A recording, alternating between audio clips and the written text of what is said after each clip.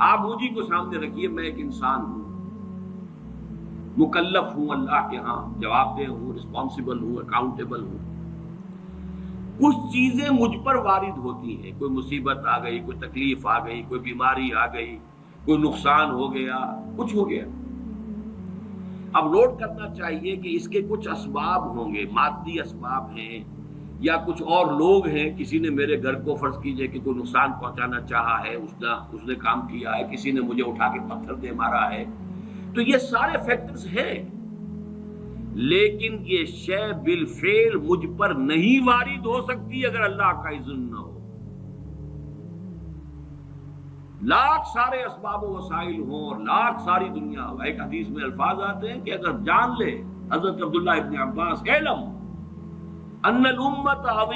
لو اجتمعت، کہ اگر پوری قوم جمع ہو جائے کہ تمہیں کوئی فائدہ پہنچا دے، نہیں پہنچا سکتی مگر اس بات کا جو اللہ نے تمہارے لیے طے کر دیا، اور اگر پوری قوم مجتمع ہو جائے تمہیں کوئی نقصان پہنچا دے، نہیں پہنچا سکتی۔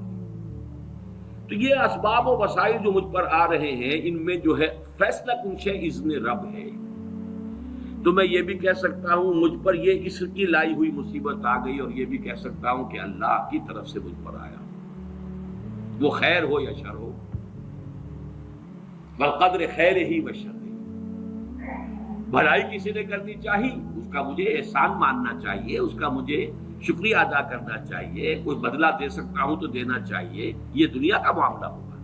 اسی طرح کسی نے مجھے نقصان پہنچایا، میں قصاص لے سکتا ہوں، قانونی طور پر مجھے اس کا حق حاصل ہے، لیکن یہ جان لیجئے کہ یہ اچھائی یا بھلائی مجھ تک نہیں آ سکتی تھی بغیر اذن رب۔ تو اذن رب شامل ہو گیا نا، تو میں اس کو شامل کر رہا ہوں، والقدر خیر ہی و شر ہی من اللہ تعالی۔ دوسری طرف میں کچھ کام کرنا چاہتا ہوں، اچھا یا برا جو بھی ہے، یا کوئی میرا منصوبہ ہے بہت بڑا، اب اس میں ایک تو میرا ارادہ ہے جو میرے اندر سے نکلا، ہزارہا عناصر ہوں گے کہ جو اس کے اندر انوالوڈ ہوں گے، بہت سے مادی وسائل اس کے لیے درکار ہوں گے، اسباب نہ ہو جمع تو یہ کیسے کام شروع ہو سکتا ہے؟ اسباب کرے جمع، خدا ہی کا یہ کام، یہ عزم تیرا، یہ مجھے الفاظ پھر یاد آ گئے وہی اکبر الہ آبادی کے، یہ میرے دروس میں اشعار بہت آئے ہیں، اب کچھ ذہن سے اوجل ہو گئے۔ یہ عزم تیرا سعی سے دمساز ہو کیوں کر، عزم تو ہے، عمل کیسے ہو؟ اسباب نہ ہو جمع تو آغاز ہو کیوں کر، اسباب کرے جمع، خدا ہی کا ہے یہ کام، طالب ہو تو خدا سے، تو دعا ہی کا ہے یہ کام۔ یہاں پر بھی ایک فیکٹر ابھی اکبر الہ آبادی کی نگاہ سے بھی اوجل ہے۔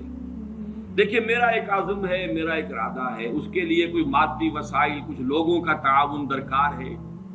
وہ بھی اللہ کے کنٹرول میں ہے، اللہ چاہے گا تو آئے گا۔ پھر بالآخر کسی شے کا پورا ہو جانا، آخری درجے میں پھر اللہ کے اذن کا طالب ہے۔ یہاں تک کہ حضور نے فرمایا کہ جو لقمہ بھی ابن آدم کی حلق سے نیچے اترتا ہے، اب وہ سارا آپ نے اس کے لیے کمائی کی، محنت کی، وہ کھانا پک گیا، آپ کی اہلیہ نے پکا لیا گھر پہ، اب یہ لقمہ اتر رہا ہے، اس وقت بھی اللہ سے اذن چاہتا ہے کہ میں اس کے حق میں غذا کا کام دوں یا زہر بن کر لڑ دوں۔ لہذا میں یہ بھی کہہ سکتا ہوں کہ یہ کام اس طرح ہو گیا، میرے کرنے سے ہو گیا، ان اسباب سے ہو گیا، ان مددگاروں کی مدد سے ہو گیا، اور یہ بھی کہہ سکتا ہوں کہ یہ کام میں نے نہیں کیا، اللہ نے کیا۔ صرف جو ہمیں تلقین کی گئی ہے وہ یہ ہے، خیر وجود میں آ جائے تو اسے اللہ کی طرف منسوب کرو۔ الحمدللہ الذی ہدانا لہذا وما کنا لنہتدی لولا ان ہدانا اللہ،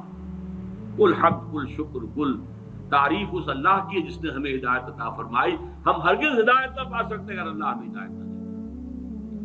غلطی ہو جائے تو اسے اپنی جانب منسوب کرو، ربنا ظلمنا انفسنا وان لم تغفر لنا وترحمنا لنکونن من الخاسرین۔ شیطنت اس کے برعکس ہے، خیر ہے تو میری، میں نے کی، اور شر ہے تو اللہ تو نے کروایا۔ فبما اغویتنی، اے اللہ تو نے جو مجھے اغوا کیا ہے، تو اب میں ثابت کر کے رہوں گا کہ یہ آدم اس اکرام و تکریم کا مستحق نہیں تھا جو تو نے اس کو عطا کر دی۔ یہ ہے شیطنت، شیطانیت، اور وہ ہے آدمیت۔ غلطی ہو، خرابی ہو، اپنی طرف منسوب کرو، اور اگر کوئی خیر ہے اللہ